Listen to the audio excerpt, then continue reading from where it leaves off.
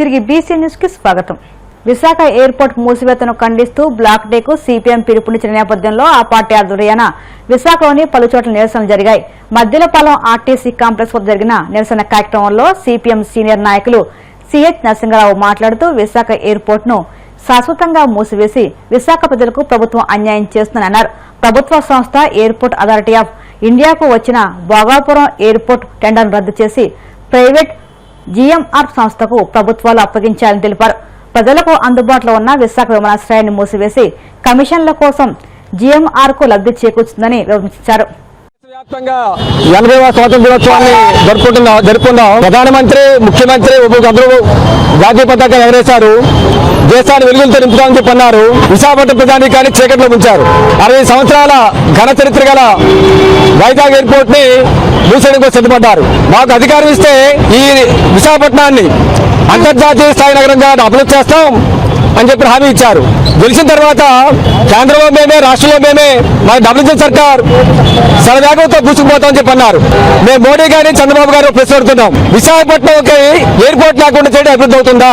Airport లేని విశాఖపట్నం చేయడం అభివృద్ధి అవుతుందా? మీరు చెప్తున్న దానికి చేస్తున్న దానికి పూర్తి విరుద్ధంగా ఉందని చెప్పదలుచుకున్నాం. ప్రజల కష్టాలు తీర్చాల్సినటువంటి ముఖ్యమంత్రి, ఉప ముఖ్యమంత్రి, ప్రధాని, విశాఖపట్నం ఎంపీ, ఎమ్మెల్యేలు ప్రజల మీద కష్టాలు పెంచుతున్నారు. విశాఖపట్నం ఎయిర్పోర్ట్ కి రోజు ఏ మూల నుంచి అరగంటలో చేరుకోవచ్చు. భోగాపురం ఎయిర్పోర్ట్కి వెళ్ళాలంటే 2 గంటల టైం పడుతుంది. విశాఖపట్నం ఎయిర్పోర్ట్ కోసం 500 ఖర్చు పెడితే ఎవరైనా చేరుకోవచ్చు. కానీ భోగాపురం ఎయిర్పోర్ట్ పోవాలంటే 400 వరకు ఖర్చు పెట్టాలి. దాని బదులు ట్రైన్లో విజయవాడకి పరిస్థితి ఈజీ అవుతుంది. కాబట్టి ప్రజల మీద కష్టాలు పెంచడం, సమయాన్ని పెంచడం, డబ్బులు భారాలు పెంచడం, ప్రజల మీద ఉన్నటువంటి సదుపాయం తీసేదని చెప్పినది ఈ కోడ ప్రభుత్వం తగలపని చెప్పి సిపిఎం పార్టీకి మేము చెప్పదలుచుకున్నాం. విశాఖపట్నం ఎంపీ, ఎమ్మెల్యే దేనికి వస్తున్నారండి? ప్రజలకు ఓటేసి గెలిపించారు. మీరు డెవలప్ చేస్తారని, వాళ్ళ కష్టాలు తీరుస్తారని చెప్పని, వాళ్ళ కష్టాలు తీర్చడం ప్రజల కోసం కాదు కదా మమ్మల్ని గెలిపించింది. కాబట్టి ఎప్పటికైనా సరే ముఖ్యమంత్రి, ఉప ముఖ్యమంత్రి, స్థానిక ఎంపీ, ఎమ్మెల్యేలు మీరు విశాఖపట్నం ప్రజలపక్షం నిలవాలి. వైజాగ్ ఎయిర్పోర్ట్ ని డొమెస్టిక్ ఎయిర్పోర్ట్ గా దీన్ని కొనసాగించాలి. భోగాపురం విమానాశ్రయాన్ని ఇంటర్నేషనల్ ఎయిర్పోర్ట్ కొనసాగించండి. శ్రీకాకుళం జిల్లాలో ఎయిర్పోర్ట్ పెట్టండి. విజయనగరంతో పాటు పార్తీపురం జిల్లాలో ఎయిర్పోర్ట్ పెట్టండి. మీరు చెప్పారు కదా జిల్లాలో ఎయిర్పోర్ట్ పెడతామని చెప్పి, అదే పెట్టండి. ఆ జిల్లా డెవలప్ చేయండి, ఎవరికి అభ్యంతరం లేదు. కానీ ఉన్న ఎయిర్పోర్ట్ ని తీసేయడం, అట్లాంటిది ఒక మహానగరంగా ఉన్నటువంటి విశాఖపట్నం ఎయిర్పోర్ట్ మూసేయడం చెప్పినట్టే విశాఖపట్నం అభివృద్ధిని ధ్వంసం చేయడం తప్పినట్టు కాదు. విశాఖపట్నం ప్రధానికాన్ని చీకట్లో ముందు తప్పిన కాదని చెప్పి చెప్పదలుచుకున్నాం. ఇప్పటికైనా సరే మీరు వైజాగ్ ఎయిర్పోర్ట్ ని డొమెస్టిక్ ఎయిర్పోర్ట్ గా కొనసాగించడం చర్య చేపట్టాలి. లేని పక్షంలో ప్రధానికి మీరు సరైన గుణపాఠం చెప్తారని చెప్పి మీ ద్వారా హెచ్చరిస్తున్నాం. కూటమి ప్రభుత్వం నినాదం కోస్తా తీరంలో ప్రతి జిల్లాకి ఒక పోర్టు, రాష్ట్రంలో అన్ని జిల్లాలకి ఎయిర్పోర్ట్, విమానాశ్రయాలు. కానీ 70 ఏళ్ల నుంచి విశాఖపట్నానికి ఉన్నటువంటి విమానాశ్రయాన్ని ఈరోజు అధునాతనమైన విమానాశ్రయం ఇది.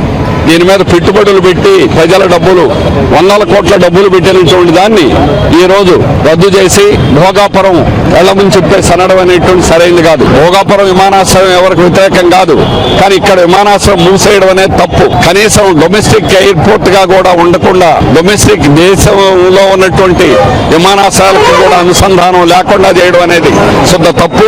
దీన్ని మేము తీవ్రంగా వ్యతిరేకిస్తున్నాం. మేమే కాదు, బీజేపీ నాయకులు విష్ణుకుమార్ రాజు గారు కూడా వ్యతిరేకించారు. ప్రజలు ఎవరూ దీన్ని అంగీకరించడం లేదు. ప్రజలు దీన్ని ఎవరు కోరుకోవాలా. ఎయిర్ ట్రావెలర్స్ అసోసియేషన్, విమానాల్లో ప్రయాణం చేసే అసోసియేషన్, మేమంటే మీరే విమానాలా, మీకేం సంబంధం అనొచ్చు. కానీ ఎయిర్ ట్రావెలర్స్ అసోసియేషన్ ఈ రోజు కాదు, 12 ఏళ్ల నుంచి డిమాండ్ చేసింది. కానీ చేస్తున్నా అవి పట్టించుకోకుండా ఈరోజు కేవలం జిఎంఆర్ కోసమే ఎయిర్పోర్ట్ అనేది వచ్చింది అనేది అందరికీ తెలుసు.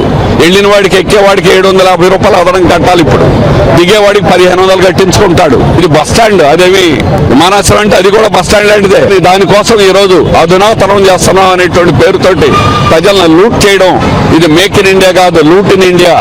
ఆ రకంగా లూటింగ్ కోసమే జిఎంఆర్ కోసం అక్కడికి ఇచ్చారు. దీంట్లో కూడా మేము ఇది ఈ రోజు కాదు, దీనికి మొట్టమొదటి టెండర్స్ 2014 టెండర్స్ పిలిచారు. అప్పుడు airport authority of India limited, government, అది గవర్నమెంట్ సంస్థ టెండర్స్ వచ్చింది. కానీ దాన్ని రద్దు చేసి మళ్ళా జిఎంఆర్కి ఇవ్వడానికి ఇన్నేళ్లు తపస్సు పడింది. ఇందులో ఇప్పుడు నేను జగన్ గారు నేనే సాధించాను, నేనే ఇచ్చానంటున్నాడు. ఈయన చెబుతున్నారు నేనే ఇచ్చానంటున్నారు. మనకు సినిమా ఉంది, నేను ఎదవాయనంటే నీకంటే ఎదవాయిందేనని. నువ్వు ప్రైవేట్ వాళ్ళకి ఇచ్చి ఎవరికి మేలు చేసావు? ఎవడైనా కోరుకున్నారా? ఎవరు కోరుకోవాలా. కానీ ప్రైవేట్కి వాళ్ళకి ఇవ్వడం, మీకు ప్రైవేట్ పిచ్చితో కమిషన్లు వస్తాయి కాబట్టి కమిషన్ల కోసం కక్కుర్తిపడి ప్రైవేట్ వాళ్ళకి ఈరోజు భారీ పరిశ్రమ అమ్ముతున్నారు. అలాగే విమానాశ్రయాలు వాళ్ళకే ఇస్తున్నారు, ప్రతిదీ వాళ్ళకి కట్టబెడుతున్నారు. ఆర్టీసీని పైనీర్ అని ఇప్పటికే ఒప్పందం చేశారు. పైనీర్ అనేటువంటి పూనా కంపెనీకి కట్టబెట్టారు. చిన్న కాంట్రాక్టులు కూడా గుజరాత్ కాంట్రాక్టులు ఇస్తున్నారు. అన్ని ప్రైవేటే. ప్రైవేట్ అంటే క్విడ్ ప్రోకో, ప్రైవేట్ అంటే కమిషన్, ప్రైవేట్ అంటే లాభాలు, ప్రాఫిట్స్. అందుకని అట్లాంటి ప్రైవేట్ మీరు ప్రోత్సహించడం తప్పు. దానివల్లనే భోగాపురం విమానాశ్రయాన్ని ఈ రకంగా విశాఖ ప్రజానీకానికి లేకుండా విమానాశ్రయాన్ని చేయడం అనేది సొంత తప్పు. దీన్ని సిపిఎం పార్టీ తీవ్రంగా ఖండిస్తుంది. సమాజంలో శాంతియుత వాతావరణం నెలకొల్పేందుకు ప్రతి ఒక్కరూ కృషి చేయాలని భీముడలు సిఐ పి కృష్ణ పిలుపునిచ్చారు. మానవతా స్వచ్ఛంద సంస్థ ఆవిర్భావ దినోత్సవ వారోత్సవాల్లో భాగంగా ఏలూరు జిల్లా భీముడల్లో శాంతి ర్యాలీ నిర్వహించారు. కళాశాల విద్యార్థులు, గ్రామస్తులు, మానవతా సంస్థ ప్రతినిధులు పెద్ద సంఖ్యలో పాల్గొన్నారు. భీముడలు గ్రామంలోని ప్రధాన వీధుల మీదుగా సాగిన ర్యాలీ అనంతరం జంక్షన్ కూడలిలో మానవహారంగా ఏర్పడి ప్రపంచ శాంతి వర్ధిల్లాలి అంటూ నినాదాలు చేశారు. ఈ సందర్భంగా సీఏ కృష్ణ మాట్లాడుతూ సమాజంలో శాంతి, సౌభ్రాతృత్వం, మానవతా విలువలను పెంపొందించడంలో ప్రతి ఒక్కరూ భాగస్వాములు కావాలని పిలుపునిచ్చారు.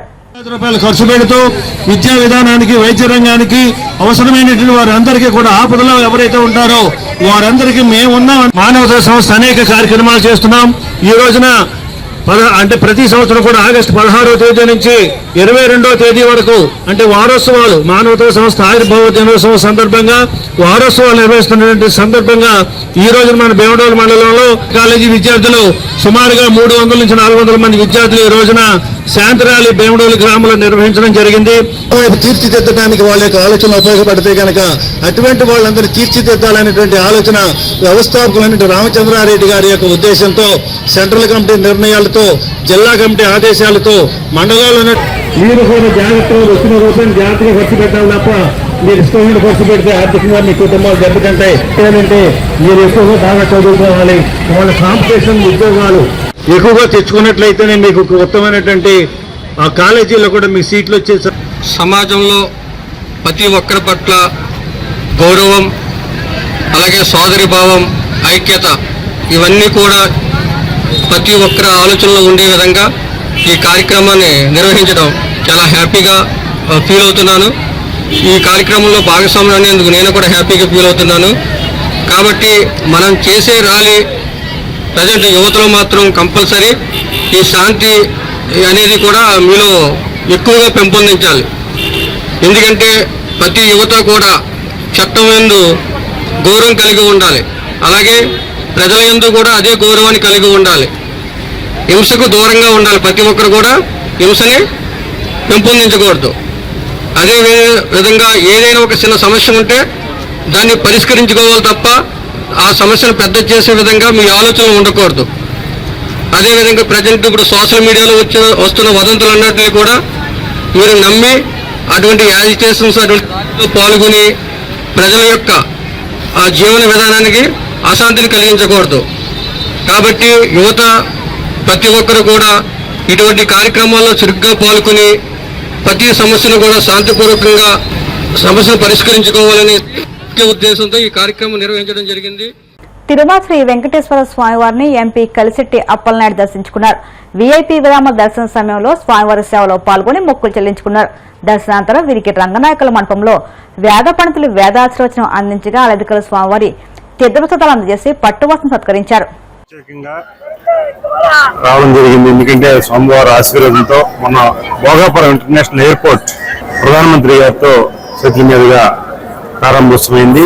గౌరవ ముఖ్యమంత్రి గారు, ఉప ముఖ్యమంత్రి గారు పెద్దలందరూ వచ్చి మంచి 3 లక్షల మంది జనాభాతో సభ జరిగింది.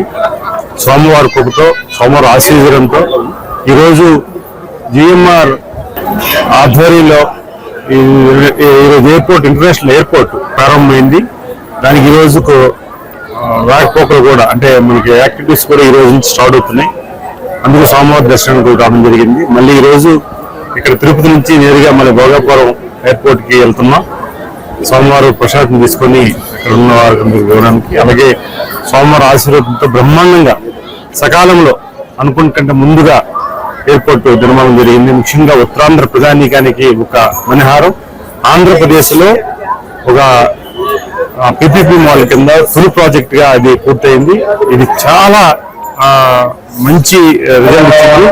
ఇది అద్భుతమైన అవకాశాలు ఇచ్చిన మా ప్రాంతానికి, మా విజయనగరం పార్లమెంట్ పరిధిలో అవకాశం ఇచ్చిన గౌరవ పెద్దలు ముఖ్యమంత్రి గారు చంద్రబాబు నాయుడు గారికి ప్రత్యేకమైన ధన్యవాదాలు తెలియజేస్తున్నాం. భవిష్యత్తులో కూడా మేము ఖచ్చితంగా మేము ఒక మంచి ఆలోచనతో ఇది అభివృద్ధి జరుగుతుంది. అందుకు మనస్ఫూర్తిగా ఈరోజు సోమవారిని థ్యాంక్స్ చెప్పుకున్న సోమవారికి ఉత్తరాంధ్ర ప్రజానీకం తరఫున, ఈ రాష్ట్ర ప్రజానీకం తరఫున.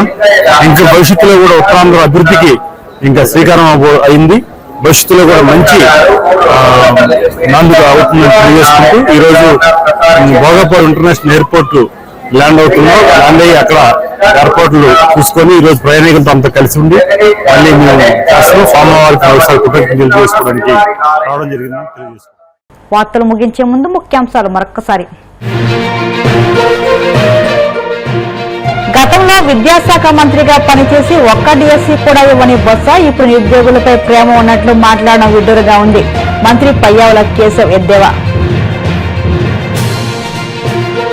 గ్రూప్ 1 ఆరోపణలపై ప్రభుత్వం సిబిఐ విచారణ జరిపిస్తే మేము సిద్ధమేనన్న వైసీపీ ఎమ్మెల్సీ అప్పిరెడ్డి. డిఎస్సీ అక్రమాలు, అవకతవకలపై కూడా సిబిఐ విచారణకు సిద్ధపడాలని సవాల్. విశాఖ ఎయిర్పోర్ట్ ను శాశ్వతంగా మూసివేసి విశాఖ ప్రజలకు ప్రభుత్వం అన్యాయం చేస్తుంది. ఆగ్రహం వ్యక్తం చేసిన సిపిఎం సీనియర్ నేత సిహెచ్ నరసింగరావు.